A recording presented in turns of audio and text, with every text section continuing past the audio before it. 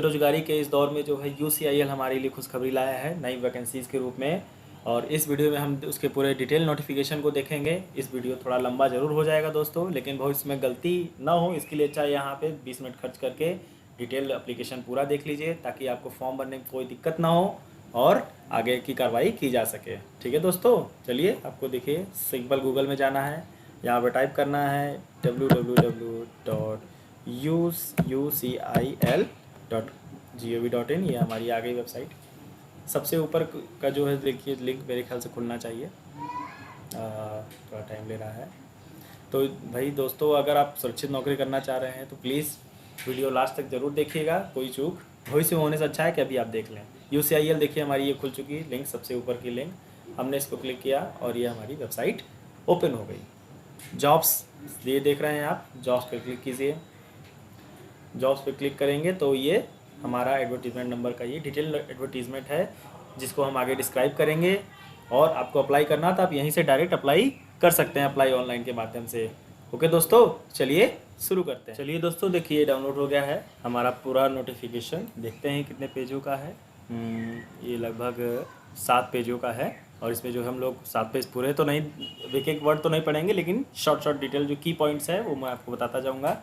ये पूरा नोटिफिकेशन जरूर देखिएगा, ताकि किसी प्रकार की आपसे गलती भूल चूक ना हो। ओके, चलिए शुरू करते हैं। राष्ट्रीय सेवम परमाणु, कितना अच्छा टैगलाइन है इनका। तो uranium corporation of India limited, एक देखिए गवर्नमेंट ऑफ इंडिया का इंटरप्राइज है, मतलब ये केंद्र सरकार की आपकी नौकरी रहेगी अगर आप इसमें सेलेक्टेड हो जाते हैं तो। ओके, एडवर्टीजमेंट नंबर है 02/2020, जिसका आप जिक्र करेंगे। अगर आप वर्तमान में कहीं काम कर रहे हैं और अपने कार्यालय में उसी के लिए अप्लाई करते हैं तो इस एडवर्टीजमेंट नंबर का आपको बहुत उपयोग करना है। ठीक है। UCIL invites application from the young and energetic dynamic person online modes, through online mode ही इसका पूरा एग्जाम सब कुछ प्रक्रिया होनी चाहिए। इंपॉर्टेंट डेट्स देख लीजिए, 18 मई से स्टार्ट हो चुका है सुबह 10 बजे से, और 22 जून तक इसको जो है सुबह 10 बजे तक ही इसका फॉर्म फिल होगा। आप ये लास्ट डेट तक इंतज़ार बिल्कुल ही मत कीजिएगा, समय से पहले अगर आपको करना है, इसमें जॉब करनी है यूरेनियम कॉर्पोरेशन ऑफ इंडिया में, तो आपको समय से पहले जो है आप फॉर्म भर के खाली हो जाइए और अपनी तैयारियों में जुट जाइए। ओके, ठीक है। इसमें देखिए एडवाइस भी लिखा है, not to wait till the last date time, क्योंकि रश बहुत ज़्यादा हो जाता है। चलिए अब हम लोग आते हैं मेन पार्ट की ओर, जिसमें हमारा नेम ऑफ पोस्ट, कितनी पोस्ट की संख्या है, एज और क्वालिफिकेशन जो कहते हैं। इसको क्वालिफिकेशन को विशेष तौर पे ध्यान से आप देखिएगा, यहाँ पे चूक होना आपको आगे बहुत नुकसान पहुँचा सकता है। ओके, तो पोस्ट का नाम है ग्रेजुएशनल ऑपरेशनल ट्रेडी केमिकल, जो कि पहला पोस्ट है। इसकी संख्या 4 है। यूआर के लिए 2, एससी के लिए 1 और एसटी के लिए 1। 30 साल तक के कैंडिडेट इसमें अप्लाई कर सकते हैं। अगर आप SC/ST बिलोंग करते हैं तो 35 साल तक। इसमें क्वालिफिकेशन है BSc फिजिक्स एंड केमिस्ट्री होना चाहिए। 3 साल का आपका कोर्स पूरा होना चाहिए। अनरिजर्व के लिए 60% मार्क्स जरूरी है और SC/ST के लिए 55% मार्क्स जरूरी है। और आपको कंप्यूटर नॉलेज भी होनी चाहिए, होगी तो आपको प्रेफरेंस दी जाएगी। ओके, सेकंड पोस्ट आपकी क्या है, माइनिंग मेट, ग्रुप सी में आता है ये। इसकी कुल 52 पोस्ट हैं। अनरिजर्व 26, OBC NCL मतलब होता है नॉन क्रीमी लेयर, ठीक है, उनकी 6, SC की 6 और ST की 14। अनरिजर्व 35 वर्ष तक की उम्र भर सकते हैं। अगर आप रिजर्व कैटेगरी के हैं तो OBC 38 और SC/ST 40। अब देखिए इसमें क्वालिफिकेशन वेरी इंपॉर्टेंट है, intermediate with unrestricted mining met certificate. ठीक है, आपको ये देखिए ध्यान दीजिएगा, ज़्यादातर जगह जो है केवल इंटरमीडिएट लिखा रहेगा, लेकिन आपको ध्यान देना है कि आपको इसमें सर्टिफिकेट भी होना चाहिए, माइनिंग मेट सर्टिफिकेट। ओके, अगर आप केवल सिंपल इंटरमीडिएट हैं तो क्षमा कीजिएगा, ये पोस्ट आपके लिए नहीं है। Candidate must possess 5 year experience at mining mate in underground mining metal mines. समझिए, 5 साल का आपके पास एक्सपीरियंस होना चाहिए। Candidate must be able to read write speak Hindi and local language, मतलब आपको हिंदी और वहाँ की जो लोकल लैंग्वेज है वो भी आनी चाहिए। ठीक है। थर्ड हमारी जो पोस्ट है बॉयलर कम कंप्रेशर अटेंडेंट एक की जो है पोस्ट है। 3 इसकी पोस्ट हैं। अनरिजर्व को 1, OBC को 1 और ST के लिए 1। अनरिजर्व 30 साल, ये आप देख लीजिएगा, 30, 33 और ST को 35। ज़्यादातर इसमें 30 साल ही है वो अनरिजर्व के लिए। इसमें जो हमारा जो योग्यता चाहिए उसके लिए matric with first class boiler attendant certificate. इसी देखिए सर्टिफिकेट इसमें ग्रांटेड है भाई गवर्नमेंट ऑफ बोर्ड। ठीक है, फर्स्ट क्लास आपको बॉयलर अटेंडेंट सर्टिफिकेट चाहिए। देखिए केवल आप मैट्रिक से नहीं काम चलेगा आपका, आपको बॉयलर अटेंडेंट सर्टिफिकेट भी चाहिए। एनी स्टेट और कोई भी यूटी से या स्टेट से हो, और 1 ईयर, ये सेकंड वाला देखिए, 1 year experience in charge with the first class boiler certificate of a single boiler with stem pipes. मतलब आपको जो है कहने का मतलब ये है कि आपको एक्सपीरियंस के साथ मांग रहा है और बॉयलर सर्टिफिकेट आपके पास हो तो आपके लिए ये पोस्ट है। और मैं सच बता रहा हूँ, अगर किसी के पास इसमें का जो अगर सर्टिफिकेट है तो बॉस आपके लिए ये जॉब रखी है। इस तरीके के सर्टिफिकेट बहुत कम लोगों के पास होते हैं, और please go ahead and get the job. जो अगली पोस्ट है वह है वाइंडिंग इंजन ड्राइवर बी। ठीक है, 14 इसकी पोस्ट की संख्या है। अनरिजर्व के लिए 7, ओबीसी के लिए 2, एससी के लिए 2 और एसटी के लिए 3। अनरिजर्व 32 साल की एज तक अप्लाई कर सकते हैं, ओबीसी 35, एससी एसटी 37 साल की एज तक। क्वालिफिकेशन है इसका मैट्रिक्स और इक्विवेलेंट है। इसमें जो मोस्ट इंपॉर्टेंट है वो है candidate must possess first class winding engine driver certificate obtain from the director general of mine safety. ठीक है, तो यहाँ से director general of mine safety से आपके पास फर्स्ट क्लास का जो है वाइंडिंग सर्टिफिकेट होना चाहिए। The candidate should have more than 3 years working experience as a winding engine driver in coal metal mines out of which at least 1 year experience, मतलब जिसमें से 3 साल का तो एक्सपीरियंस हो, इसमें से 1 साल कम से कम 100 हॉर्स पावर के जो मोटर्स हैं उसके ऊपर का इंजनों को वाइंड करने का जो है आपके पास एक्सपीरियंस होना चाहिए। ये बहुत इंपॉर्टेंट है। ठीक है, इसमें देखिए और करके भी बहुत कुछ है, लेकिन कहने का मतलब ये तीनों चीज़ आपके पास होनी चाहिए। ऐसा नहीं केवल आप हाई स्कूल से ही सेलेक्ट हो जाएंगे। ठीक है, अगला देखते हैं सर, सीरियल नंबर 5 ब्लास्टर जो है पोस्ट का नाम है, सुनने में काफ़ी अच्छा, ब्लास्टर, मास्टर ब्लास्टर की तरह। 4 इसमें पोस्ट हैं। अनरिजर्व के लिए 2, एससी के लिए 1 और एसटी के लिए 1। अनरिजर्व 32 साल तक, एससी एसटी 37 साल तक अप्लाई कर सकते हैं। Matric with unrestricted blaster certificate, matric तो आपके पास होना चाहिए।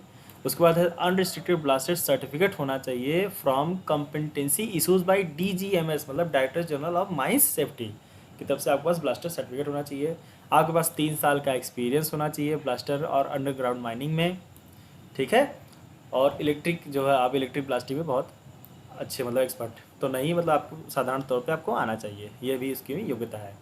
अगला हमारा देखते हैं 6 नंबर का जो है अप्रेंटिस माइनिंग मेट। आपको अप्रेंटिसशिप की जो है अगर करना हो तो उसके लिए वैकेंसी है। कुल 53 इसकी पोस्ट हैं। अनरिजर्व के लिए 26, ओबीसी के लिए 6, एससी के लिए 6 और एसटी के लिए 15। अनरिजर्व 25 साल तक, ओबीसी 28 और एससी एसटी 30 साल तक अप्लाई कर सकते हैं। इसकी योग्यता है इंटरमीडिएट, मतलब 10+2 आपको होना चाहिए, और विथ मिनिमम 60% जो है अनरिजर्व ओबीसी के लिए और एससी एसटी के लिए 50%, 60% ये देख लीजिए इनकी अनरिजर्व के लिए, 55% जो है एससी एसटी के लिए। अप्रेंटिसशिप लेबोरेटरी असिस्टेंट की जो है आपको अप्रेंटिसशिप करनी हो, उसकी संख्या 6 पदों की संख्या है। अनरिजर्व के लिए 3, ओबीसी के लिए 1, एससी 1, एसटी के लिए 1।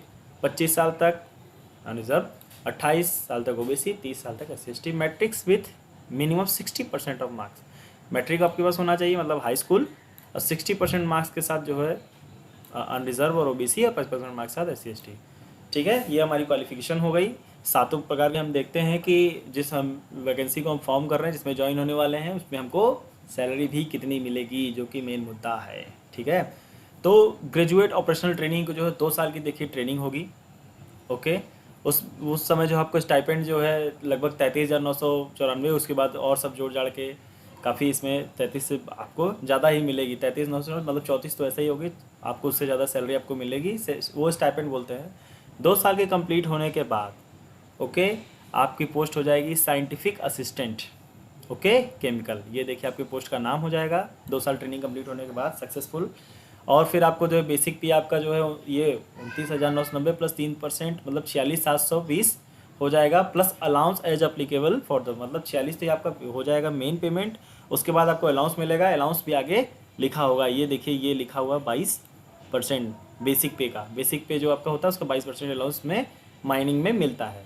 ओके, तो चलिए आगे के पोस्ट के लिए देखते हैं। और ये केवल जो है ग्रेजुएशन के लिए नहीं है, देखते हैं आगे की पोस्टों के लिए, जो कि सीरियल नंबर 2, 3, 4 और 5, ठीक है, जो कि ऊपर दी गई हैं। इन पोस्टों में जो है mining mate C, boiler cum compressor, winding engine and blaster के लिए जी देखिए 33,087 रुपये से आपकी सैलरी स्टार्ट होगी माइनिंग मेट के लिए, 32,000 से जो है कंप्रेसर अटेंडेंट के लिए होगी, और 32,633 से वाइंडिंग के लिए।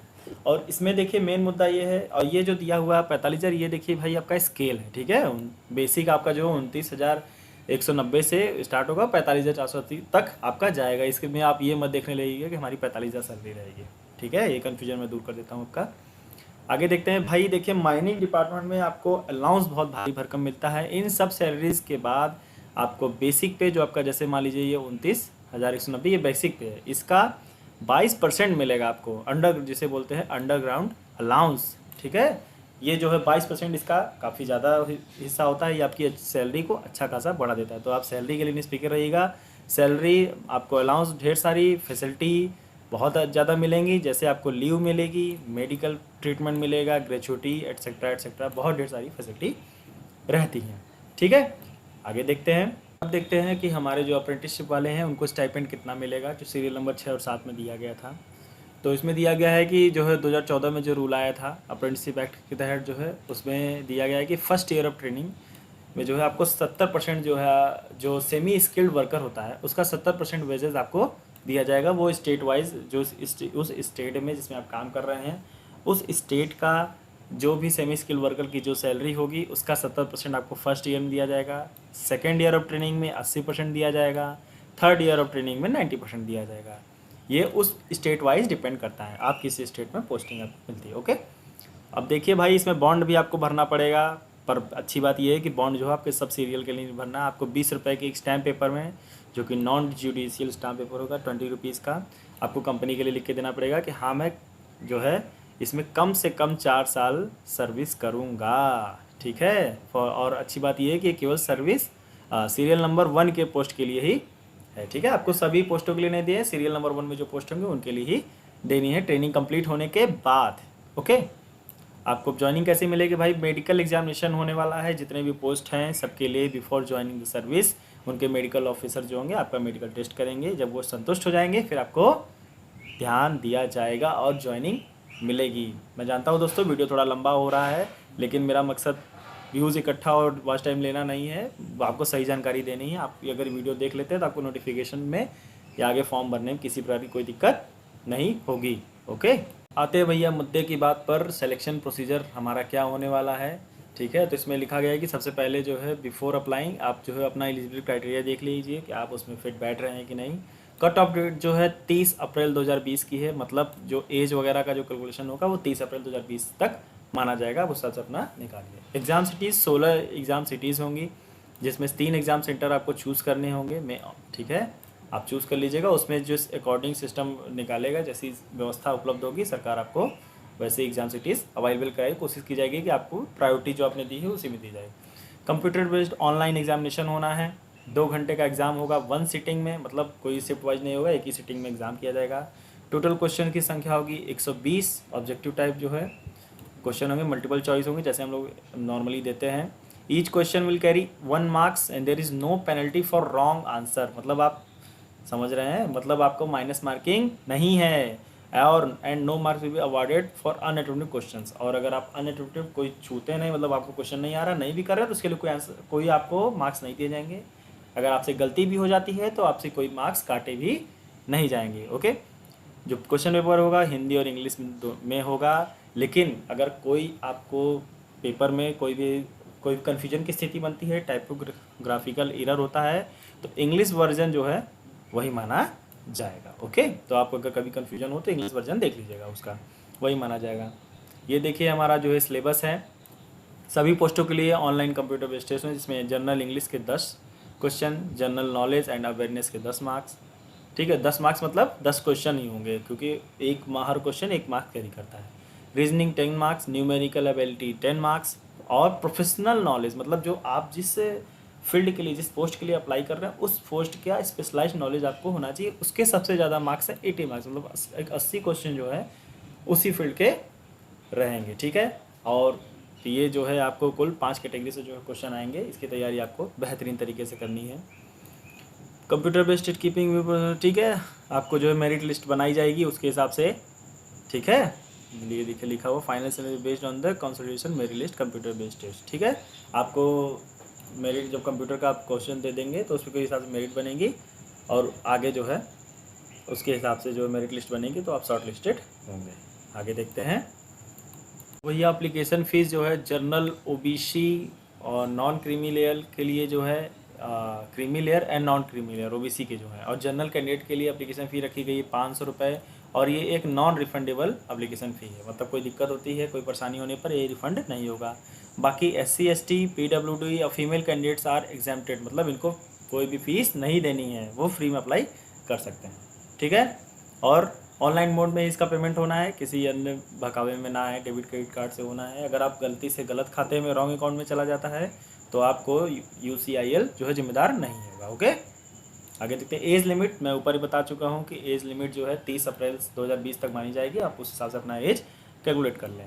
रिलैक्सेशन भी भाई मिलेगा, अपर एज लिमिट 5 साल जो है मिलना है SC ST को, 3 साल OBC नॉन क्रीमी लेयर को मिलेगा, ठीक है। 10 साल PWD जो अनरिजर्व है उनको, 13 साल PWD OBC के लिए, ठीक है। एज एक्स सर्विसमैन को जो एज रिलैक्सेशन गवर्नमेंट रूल के हिसाब से मिलती है वो अप्लाई रहेगी। OBC कैंडिडेट जो क्रीमी लेयर के हैं उनको अनरिजर्व के रूप में अप्लाई करना होगा, ठीक है, उनको कोई रिलैक्सेशन नहीं है। या जो है अप्लाई कैसे करना है इन पोस्टों के लिए, हाउ टू अप्लाई में देखिए ये जो है रिक्रूटमेंट लिंक दिया नोटिफिकेशन में, आप यहाँ से जाके डायरेक्ट लिंक पे जा सकते हैं। इसका लिंक मैं अपने जो है डिस्क्रिप्शन में भी डाल दूँगा और बहुत सिंपल है इसका। एक जो है मेन इंपॉर्टेंट चीज़ जो है ये नोट है, आप इसको ध्यान दीजिए। इसमें क्या है देखिए, जो लैंड माइनिंग में जो डिस्प्लेस होते हैं लोग, उनके लिए जो है टोटल 30% जो है वैकेंसी को रिजर्व किया जाता है for the land displaced person, ठीक है। इनके लिए 30%, मतलब जो माइनिंग करते समय जो लोग वहाँ से डिस्प्लेस हुए हैं, हटाए गए हैं, उनके लिए 30% सीटें रहती हैं। अगर आप इस तरीके के उसमें उस कैटेगरी में आते हैं या उस परिवार से बिलोंग करते हैं और आपके पास ऐसा सर्टिफिकेट है, उन्होंने भाई वो पेपर बना के देते हैं, तो आप उसको जरूर इंक्लोज करें, उसके लिए आपको 30% रिजर्वेशन दिया जाएगा। ये बहुत ही फ़ायदे की बात है और अच्छी बात भी है। बाकी ये नोट है भाई, मैंने जो नॉर्मली चीज़ें रहती हैं, जनरल चीज़ें, जैसे जो है आपका जो है पोस्ट घटाने और बढ़ाने का जो रिजर्व इनके पास है, राइट है। 30 अप्रैल तक जो है आप अपने को क्वालिफाई आपको होना चाहिए, जो चीज़ लिखी गई हैं, ठीक है। आपको पूरा डिटेल जो है फुलफ़िल करना है, जो भी उसमें क्वालिफ़िकेशन मांगा गया है। कोई भी रिस्पॉन्स आपको अगर डिले होता है, आपसे कोई दिक्कत होती है, उसके लिए वैसे कोई रिस्पॉन्सिबल नहीं है, या आपको किसी भी स्टेज में रिजेक्ट किया जा सकता है, ठीक है। सब जो है अन्य ये नॉर्मल सी चीज़ें हैं। तो चलिए यहाँ पे मेन आपका जो है कंप्लीट होता है। आपको ये हेल्प डेस्क नंबर भी दे दिया गया है, कोई भी दिक्कत होती है आप इसमें कॉल कर सकते हैं और पूरी तरीके से सेटिस्फाई होकर ही जो है एग्ज़ाम दीजिए, ठीक है। चलिए भाई, मेरी बहुत सारी शुभकामनाएं हैं। और अगर आप कभी विभाग में किसी काम कर रहे हैं तो अपने विभाग अध्यक्ष से NOC प्राप्त करने के लिए मेरा एक वीडियो बना है, जो कि इसके डिस्क्रिप्शन में और आई बटन में दे दिया जाएगा, उसको आप जरूर क्लिक करके वहाँ से देख और जानकारी ले सकते हैं। ओके, चलिए, अगर आपको अच्छा लगा हो ब्रदर तो प्लीज़ लाइक्स ज़रूर कर दीजिएगा।